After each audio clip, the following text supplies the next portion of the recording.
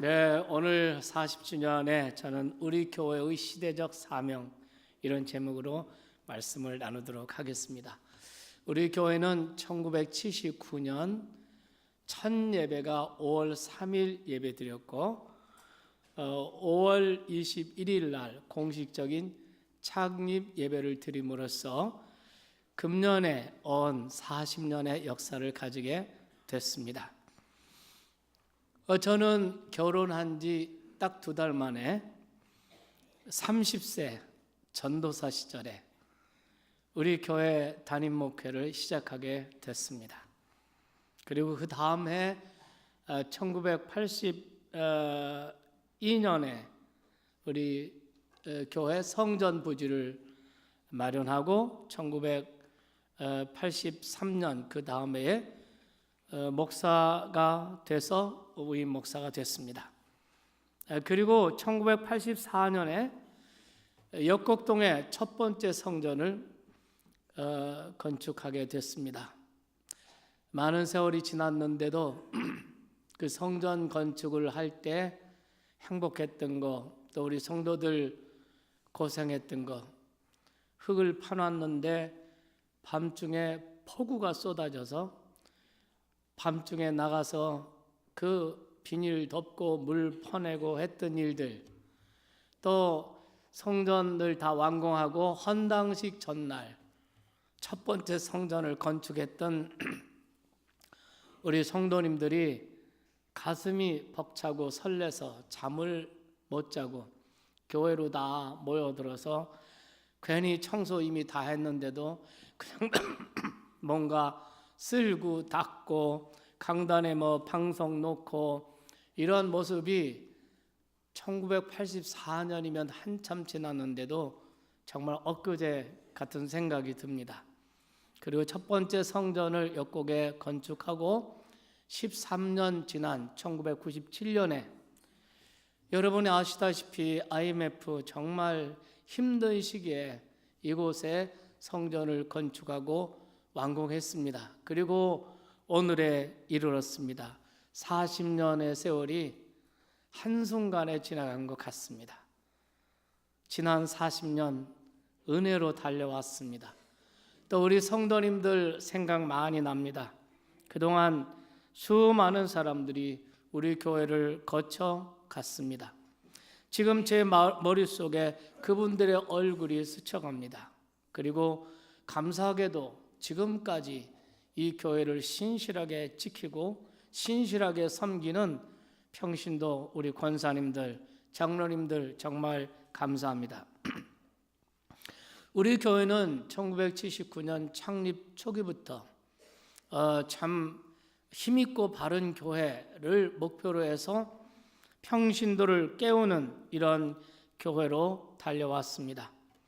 1992년도부터 시작한 해외 선교는 현재 풍성한 생각보다 훨씬 더 풍성한 열매를 맺고 있습니다.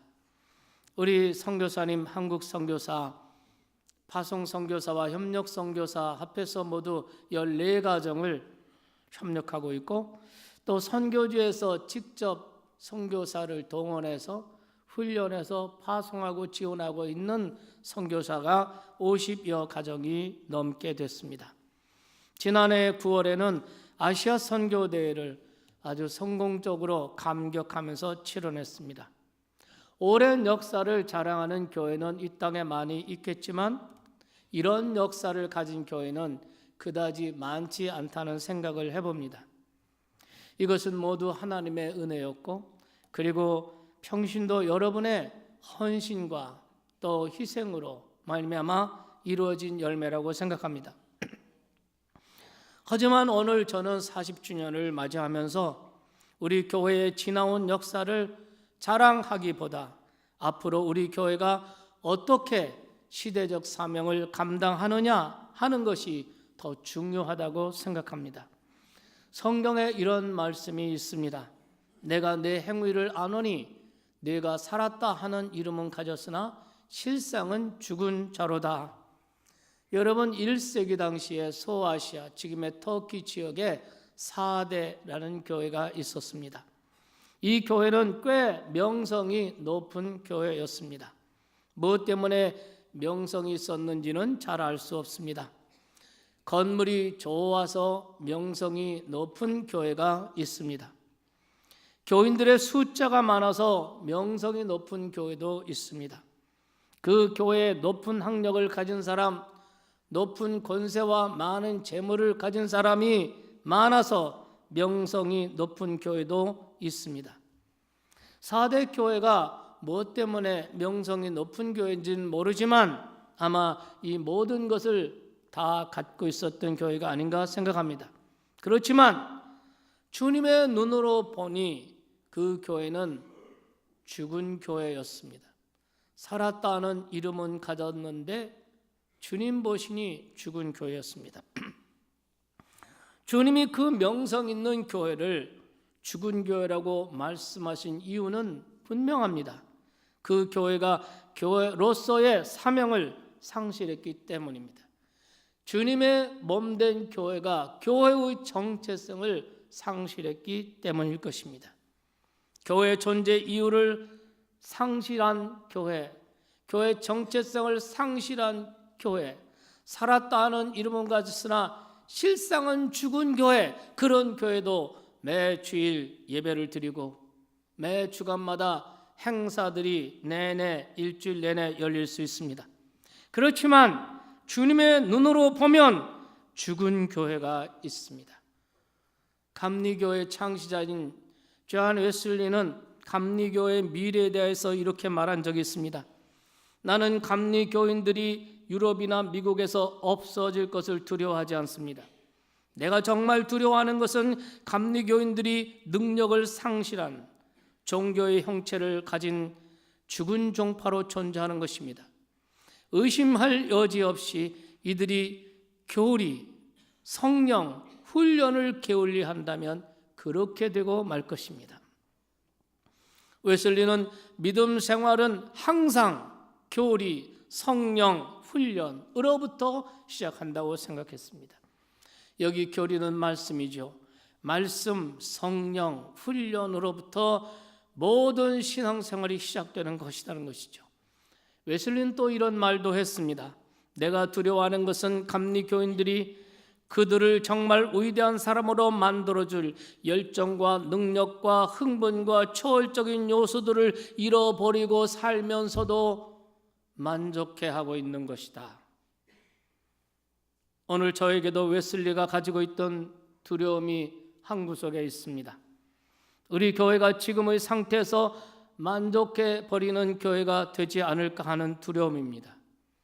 눈에 보이는 성과에 만족해버리고 정작 우리가 가져야 할 것들을 잃어버리는, 그래서 주님 보시기에 죽은 교회라고 평가하시는 교회가 되지 않을까 하는 두려움입니다. 요한 웨슬리는 우리가 가져야 할 것 4가지, 교회 그리고 크리스찬들이 가져야 할 4가지 얘기하고 있습니다. 첫째는 열정입니다. 두 번째로는 능력입니다. 세 번째는 흥분입니다. 이 흥분이라는 말, 익사이드먼트라는 말은 신바람, 이렇게 해석할 수도 있을 것입니다. 네 번째로는 초월적 요소를 들 수 있습니다. 이 초월적 요소라는 것은 눈에 보이지 않는 가치들을 말하는 것입니다.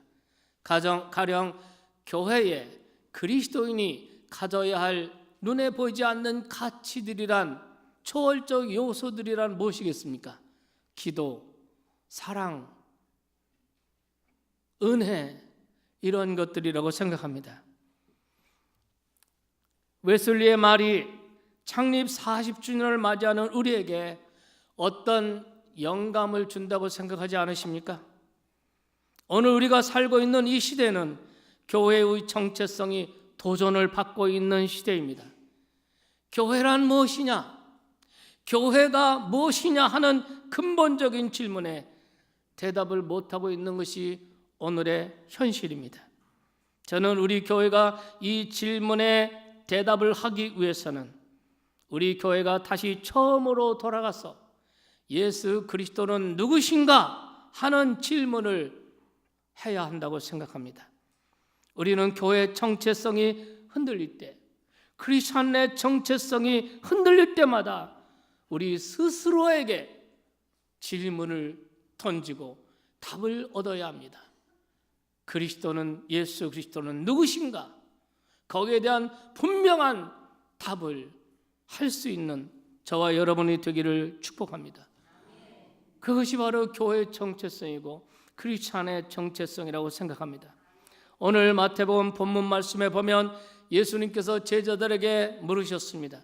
너희는 나를 누구라고 생각하느냐? 예수님께서 왜 이 질문을 제자들에게 하셨겠습니까? 이 질문에 대한 답이 매우 중요하기 때문이 아닐까요? 교회의 정체성, 크리스찬의 정체성을 발견하는 데 있어서 이 질문보다 더 중요한 질문은 없다고 생각합니다. 이 질문에 베드로가 이렇게 대답합니다. 주님은 그리스도시요 살아계신 하나님의 아들이십니다. 베드로의 이 대답에 주님은 매우 만족하셨습니다. 그래서 이렇게 말씀하십니다. 바 요나 아들 시몬아, 내가 복이 있도다. 이를 내게 알가 한 것은 혈육이 아니라 하늘에 계신 내 아버지시니라. 또 내가 내게 이르노니 너는 베드로라. 내가 이 반석 위에 내 교회를 세우리니 음부의 권세가 이기지 못하리라 했습니다. 여러분, 이 중요한 질문을 던지고 이 중요한 답을 한 예수님과 제자들이 문답한 이 장소가 어디라고 했습니까?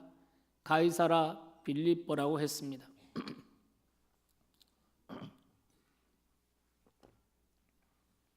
예수님께서 계시던 갈릴리에서 이 대화를 하신 가이사라 빌립보까지는 북쪽으로 약 40km 떨어져 있습니다. 걸어서 10시간은 가야 했습니다. 지도를 한번 보시겠습니다. 지도가 이렇게 누워 있는데요. 본래 여러분이 보시는 이쪽 화면이 북쪽입니다. 이거 북쪽이고 이쪽은 남쪽입니다. 자, 여러분 사해가 보이죠? 사해 북쪽으로 올라가면 갈릴리 호수가 있습니다. 주님이 본래 계시던 곳은 그 갈릴리 호수 주변입니다. 그리고 북쪽으로 계속 40km 올라가면 헐몬산이라고 보입니다. 헐몬산은 그 당시 유대 사람들이 아주 신령한 이러한 산이라고 생각을 했습니다. 2814m 되는 높은 산입니다. 그리고 그곳에서 물이 흘러 계곡을 이루고 그것이 갈릴리 호수에 들어갑니다. 그런데 이 가이사라 빌립보는 그 헐몬산 기슭에 있는 마을이었습니다. 이 가이사라 빌립보는 이 지역의 본래 이름이 파니아스라고 하는 마을이었습니다. 그런데 헤롯 필립이 이곳을 통치하면서 이곳에 가이사 신전을 세웠습니다. 그 가이사라 빌립보에 아주 유명한 명물이 있습니다. 거대한 바위입니다. 높이가 30m쯤 되고 길이가 150m쯤 되는 그 바위 위에 그 평수로 따지면 계산해 보니까 2500평쯤 되는 거대한 바위가 있습니다. 이 헤롯 필립이 이 지역을 통치하면서 로마 황제 가이사에게 잘 보이려고 가이사 황제를 신격화하는 가이사 신전을 이곳에 세웠습니다. 그리고 그 가이사의 이름과 자기 이름 헤롯 필립, 이 필립과 가이사 이 두 이름을 따서 그곳 지명을 가이사라 빌립보라고 지었습니다. 어쨌든 이 가이사라 빌립보에 이 유명한 가이사의 신전이 흰 대리석으로 지어져 있었습니다. AD 30년에서 AD 100년 사이를 산 유세피우스라고 하는 유명한 유대 역사학자가 있습니다. 그분의 책에도 이 가이사 신전이 기록될 정도로 아주 유명한 신전이었습니다. 그리고 또 하나, 이 가이사라 빌립보에는 하나의 큰 동굴이 있었습니다. 그 동굴 안에는 판신을 섬기는 그러한 동굴입니다. 판신은 얼굴의 반쪽은 인간의 얼굴이고 반쪽은 염소의 얼굴을 하고 있는 이런 우상을 섬기는 곳입니다. 여러분, 이 사진에서 보시면 저 앞에 그 동굴이 있습니다. 좀 더 가까이 가보시고 싶지요? 좀 더 가까이 가보시겠습니다. 이렇게 가까이 가보면 여기에도 이렇게 신전을 세웠던, 판신전을 섬겼던 이런 흔적들이 있습니다. 동굴 입구까지 가보실까요? 이렇습니다. 지금은 물만 고여 있고 옆에 이러한 그 흔적들이 남아 있습니다. 이곳이 뭐냐면 판신을 섬겼던 곳입니다. 자, 가이사라 필리포는 이렇게 고대 종교의 모든 것들이 들어있는 우상이 가득한 가이사, 로마 최고의 권력자, 인간 최고의 위대한 가이사 신전이 있었고, 그리고 판신전이 있었던 이곳으로 예수님께서는 제자들을 데리고 10시간 이상 갈릴리에서 북쪽으로 이 곳에 예수님께서 제자들을 데리고 오신 것입니다. 그 이유는 단지 너희는 나를 누구라고 하느냐, 이 질문을 묻기 위해서입니다. 그렇다고 그렇게 생각해 보면 예수님께서 하신 이 질문, 너희들은 나를 누구라고 생각하느냐, 이 질문은 정말 중요한 질문이 아닐 수 없을 것입니다. 지금은 교회에 대한 정체성이 흔들리고 크리스천에 대한 정체성이 흔들리고 있는 때입니다. 종교다원주의 시대입니다. 교회는 예수님께 대한 베드로의 신앙 고백 위에 세워진 것입니다. 여러분, 예수를 믿는 사람들을 크리스천이라고 부릅니다. 여러분, 크리스천이라는 이 단어가 어떻게 생겨서 왔습니까? 앞에 있는 그리스도, 그리고 뒤에 천미사 IAN이 붙어 있습니다. 그것은 그것에 붙어 있는 이런 뜻입니다. 예수 그리스도에게 붙어 있는 사람들. 그래서 크리스천이라고 하는 이 말 가운데는 세 가지 중요한 의미가 있습니다. 첫째는 예수를 믿고 예수에게 붙어 있는 사람들. 두 번째로는 그의 삶 속에서 예수 그리스도의 가르침을 증명하는 사람들. 세 번째로는 그리스도의 인격과 덕목을 소유한 사람들. 여러분이 만일 나는 크리스천이라고 말할 때, 나는 크리스천이라고 주장할 때, 이 세 가지를 여러분 동의하는 것입니다. 여러분은 예수를 믿는 사람들, 예수에게 속해 있는 사람들입니다. 여러분은 세상에 속해 있지 않습니다. 여러분, 우리 공동체를 교회라고 하는 이유가 무엇입니까? 십자가 달려 있어서 그렇습니까? 여러분의 집에 교회가 붙어서 그렇습니까? 여러분이 누구에게 속해 있느냐 하는 것입니다. 여러분은 누구를 믿느냐 하는 것입니다. 여러분이 예수 그리스도를 믿고 예수 그리스도에게 속해 있는 크리스천들입니다. 뿐만 아니라 여러분의 삶 속에서 예수 그리스도의 가르침을 실천함으로써 여러분의 존재와 여러분의 삶을 통해서 세상에 예수 그리스도를 증명하는 사람인 것입니다. 또한 크리스천은 크리스천으로서의 중요한 가치들을 소유하고 지키는 사람들입니다. 우리가 크리스천이라는 이름에 맞게 살았더라면 오늘날 왜 크리스천의 정체성에 혼란을 겪겠습니까?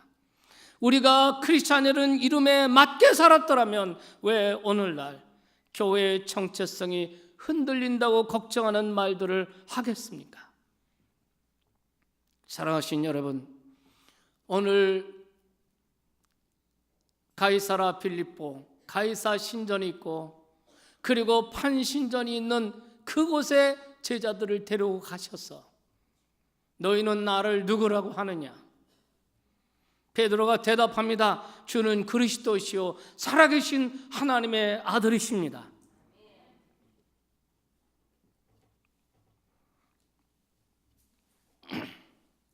여러분, 이 질문은 정말 중요한 질문이 아닐 수 없습니다. 주는 그리스도시요 살아계신 하나님의 아들이십니다. 주님께서 베드로에게 말합니다. 바요나 시몬아, 네가 복이 있다.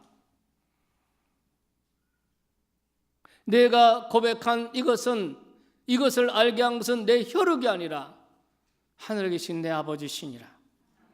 엄밀하게 말하면 이것은 베드로가 한 고백이 아니라 하나님께서 베드로의 입을 통해 예수님이 누구시라는 것을 가르쳐 주시고 선포하신 것인 줄 믿습니다. 그것이 바로 오늘 본문 17절에 그렇게 나와 있습니다. 교회는 바로 이 고백 위에 세워진 것입니다. 그러므로 예수님께 대한 신앙 고백이 흔들리면 교회의 정체성이 흔들리는 것입니다. 크리스찬에게 예수 그리스도에 대한 신앙 고백이 흔들리면 크리스찬의 정체성이 흔들리는 것입니다. 여러분 18절 말씀을 보실까요? 너는 베드로라. 내가 이 반석 위에 내 교회를 세우리니. 누구의 교회요? 내 교회를 세우리니 음부의 권세가 이기지 못할 것이다. 음부의 권세는 바로 지옥을 말한 것입니다. 지옥의 문이, 지옥의 권세가 교회를 이기지 못할 거라는 거죠. 여기서 우리가 베드로, 이 베드로는 우리말 발음입니다.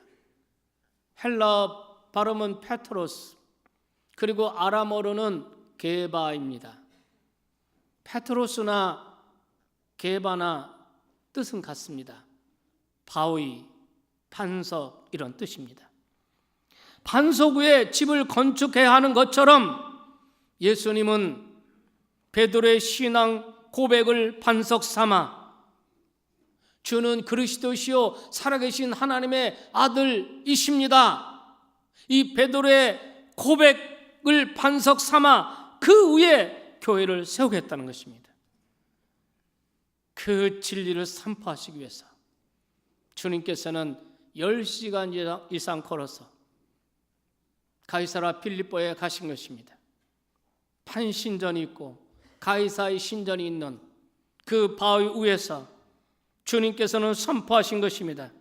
판신보다 더 위대하고 판신보다 더 위대하시고 가이사보다 더 높고 위대하신 하나님의 교회를 베드로 너의 신앙 고백 위에 주는 그리스도시요 살아계신 하나님의 아들이라는 이 고백 위에 내가 교회를 세우겠다.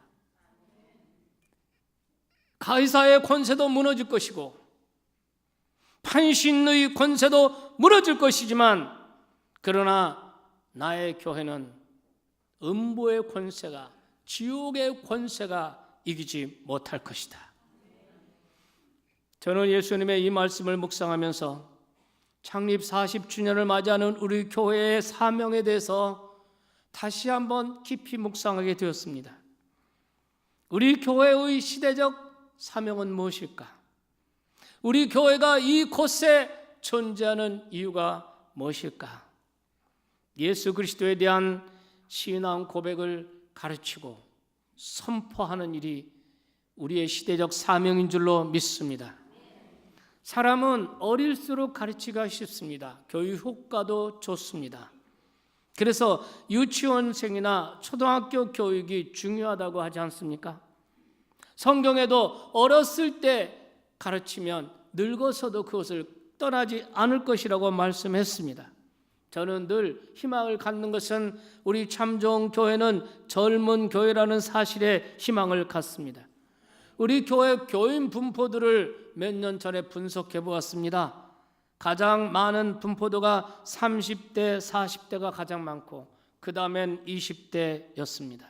사실 여러분 100세 시대에 40세는 청년이라고 할 수 있습니다. 여기 30대 40대 계신 분 다 청년이심을 믿으시기 바랍니다. 청년들은 유치원생이나 초등학생만은 못해도 가르치기에 배우기에 아직 늦지 않은 나이죠. 어떻게 보면 사람을 가르칠 수 있는 거의 마지막 단계가 아닐까 생각합니다. 우리 교회는 바로 40세 청년들입니다. 이 40세 청년들인 저와 여러분이 예수 그리스도에 대한 신앙 고백을 확실하게 배워서 어디서나 어떤 상황에서나 누구의 앞에서나 예수는 그리스도시요 살아계신 하나님의 아들이라고 그렇게 고백하는 여러분이 되기를 주님의 이름으로 축원합니다. 그리고 우리의 다음 세대, 우리의 119 세대, 우리의 20대 청년들, 그들에게 주는 그리스도시요 살아계신 하나님의 아들이심을 고백하고 선포하는 신앙의 기초를 잘 가르치고 훈련하고 다져서 그들을 세상에 내보내야 할 줄로 믿습니다. 저는 이것이 하나님께서 우리 교회 청년들을 보내주시고 우리 교회를 젊은 교회로 세워가시는 사명이라고 생각합니다. 일본이 우리나라를 강점하고 있을 때 사람들이 도산 안창호 선생에게 찾아가서 물었습니다. 선생님, 이런 때 우리가 무엇을 해야 할까요? 이 질문에 안창호 선생은 사람을 가르치는 일이 제일 중요하다고 말씀하셨습니다. 사람들은 그 말에 실망했습니다. 모두 힘을 합해 일제에 항거하고 독립을 쟁취해야 한다는 말을 기대했던 사람들은 안창호 선생에게서 실망하고 돌아섰다고 합니다. 하지만 생각해보면 안창호 선생의 말이 맞았습니다. 조금 늦더라도 다음 세대 젊은 청년들을 바로 가르쳐야 나라의 희망이 있고 민족의 희망이 있고 하나님의 나라의 희망이 있는 줄 믿습니다. 저는 우리 교회 사명도 그렇다고 생각합니다. 우리의 다음 세대들, 우리의 청년들에게 예수님에 대한 신앙 고백을 바로 가르쳐야 할 줄로 믿습니다. 다른 것은 몰라도 예수, 그분은 그리스도시요 메시아시요 우리의 유일한 구원자시요 예수 그리스도, 그분은 살아계신 하나님의 아들이십니다. 어떤 상황에서도 누구 앞에서도 어느 곳에든 그렇게 선포할 수 있고 그렇게 고백할 수 있는 오늘 이 시대의 다니엘처럼 이런 우리의 다음 세대로 세워가는 것, 우리 성도들이 그런 모습으로 훈련받고 그런 모습으로 세워져 가는 게 우리 교회 소명 가운데 하나라고 저는 믿습니다. 여러분, 다니엘의 이야기를 아시죠? 다니엘서 구약 성경에 보면은 다니엘은 어린 소년 시절에 자기 조국이 바벨론에 의해서 참혹하게 멸망당하는 그 아픔 가운데 있었습니다. 포로가 되어서 바벨론에 끌려갔습니다. 그리고 바벨론의 신 앞에 절하라는 강요를 받고 바벨론 신 앞에 우상의 제물을 강제로 먹이는 그런 상황에 처해 있을 때 다니엘서 1장 8절에 뭐라고 말하고 있습니까? 다니엘이 뜻을 정하여 우상의 제물로 자기를 더럽히지 아니하리라 결심했다고 했습니다. 그리고 그는 우상의 제물을 거절했습니다. 그의 세 친구들은 우상 앞에 다 절을 시키는 그 가운데 우상에게 절하지 않았습니다. 내가 경배할 분은 오직 야훼 하나님 한 분뿐이라고 배웠습니다. 그 신앙이 있었습니다. 그들은 그 결과로 벌로 풀무불 속에 던져졌습니다. 풀무불이 활활 타는데 다니엘의 세 친구를 던져버렸습니다. 그런데 불꽃 가운데 하나님이 그들과 함께 하셨습니다. 바벨론 왕이 가만히 보니까 그 불꽃 가운데 세 청년을 던졌는데 불꽃 가운데 건이는 모습을 보니까 네 사람이 거니는 것이에요. 제 사의 인물은 누구시겠습니까? 하나님. 주는 그리스도시요 살아계신 하나님의 아들이십니다. 여러분, 베드로의 이 신앙 고백을 여러분 그가 최후 순교의 순간에 어떻게 된 줄 아십니까? 베드로가 로마에 끌려가서 네로 황제 앞에서 순교를 처할 때 정말 그 순교 앞에서 두려워하지 않고 주는 그리스도시요 살아계신 하나님의 아들이시라고 고백한 걸 믿으시기 바랍니다. 십자가형이 떨어졌습니다. 베드로가 말합니다. 패하시어 나의 주님께서 십자가를 지셨습니다.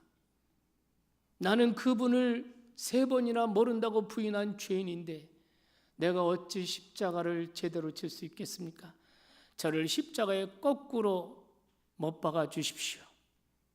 십자가에 거꾸로 매달려서 순교했다는 것입니다.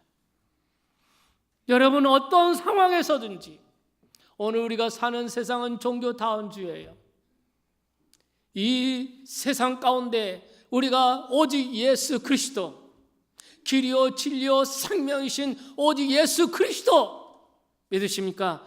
다른 이로서는 구원을 받을 수 없나니 천하 인간의 구원 얻을 만한 다른 이름을 주신 적이 없느니라. 왜 예수님의 이름만이 우리의 메시아입니까? 그분만이 살아계신 하나님의 아들이시고 그분만이 우리의 구세주이신 것을 믿으시기 바랍니다.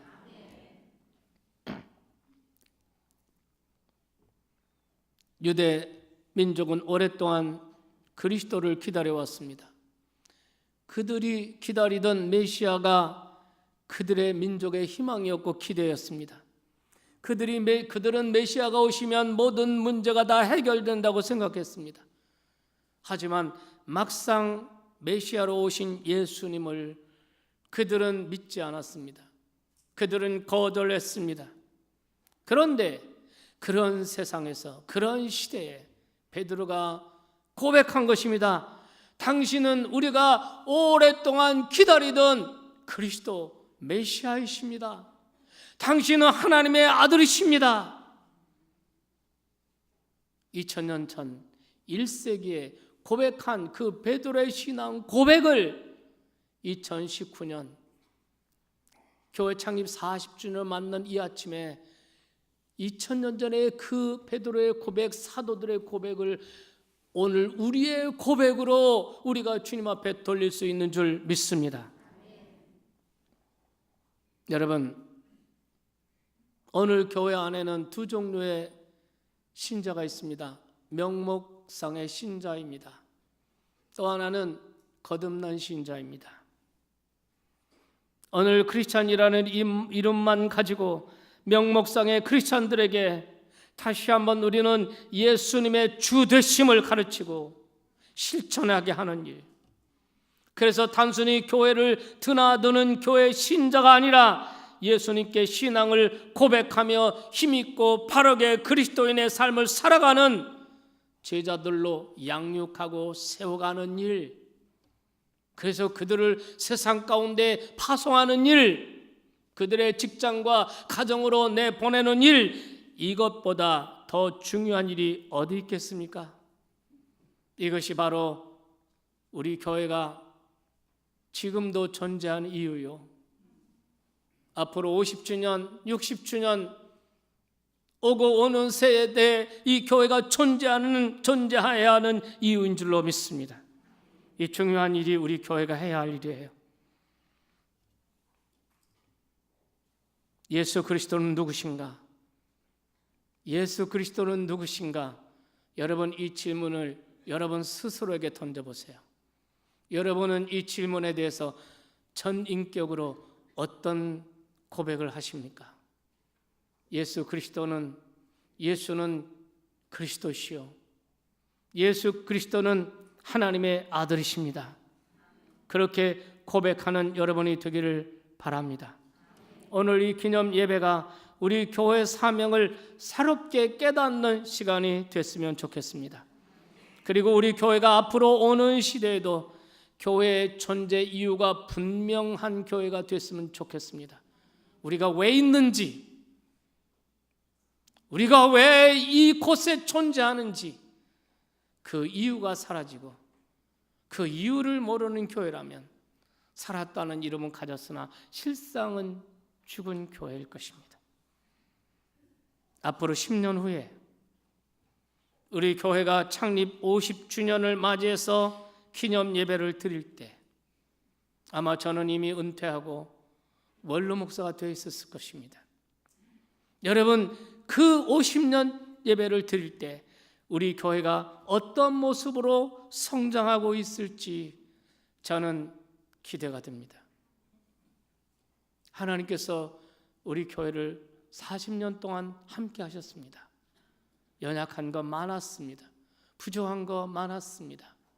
그럼에도 불구하고 주님께서 이 교회를 소중하게 여기시고 함께 하시고 붙잡아 주시고 지켜주시고, 왜냐하면 우리 교회가 40년 동안 한 번도 잊어버리지 않은 게 있습니다. 그것은 우리의 정체성입니다. 우리가 왜 이곳에 존재하는가에 대한 확실한 소명을 깨닫고 흔들리지 않고 한 길로 달려왔습니다. 우리는 교회 부동산을 사고 사업을 하고 이런 데 신경 쓰지 않았습니다. 오직 예수 그리스도시요 살아계신 하나님의 아들이신 예수 그리스도를 고백하고 그 예수 그리스도를 전하는 일에 힘써왔습니다. 하나님이 여러분의 모든 수고를 기억하실 줄 믿습니다. 저도 이 교회 30세에 목회를 시작해서 38년이 지나갑니다. 많은 세월이 지났습니다. 다 하나님의 은혜였습니다. 우리 성도 여러분, 그동안에 수고 많으셨습니다. 우리 장로님들 수고 많으셨습니다. 우리가 흔들리지 말고, 믿습니까? 주님 오시는 날까지 교회 정체성, 크리스찬의 정체성을 굳건하게 하고 어떤 상황에서도 누구 앞에서도 주는 그리스도시요 살아계신 하나님의 아들이십니다 라고 가르치고 선포하고 나가는 주의 종들이 다 되시기를 주의 이름으로 축원합니다. 여러분 가정에 주님의 은혜와 평강이 충만하기를 축원합니다.